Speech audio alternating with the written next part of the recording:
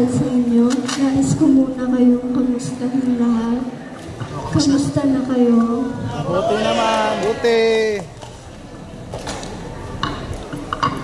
Ako ay nalulungkot sapagkat tulad ni Hilario, alam ko ay may mga problema dito. Kung ano ang nararamdaman niya, ay nararamdaman ko rin.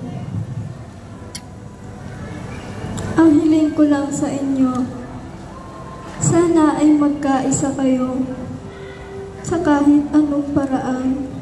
Huwag kayong magkasira, huwag niyo siraan ang ibang tao sapagkat ito ay hindi nakakabuti sa inyong samahan. Paulit-ulit ko itong sinasabi sa inyo. Kaya sana makinig kayo hindi lang sa akin kundi kay Hilario.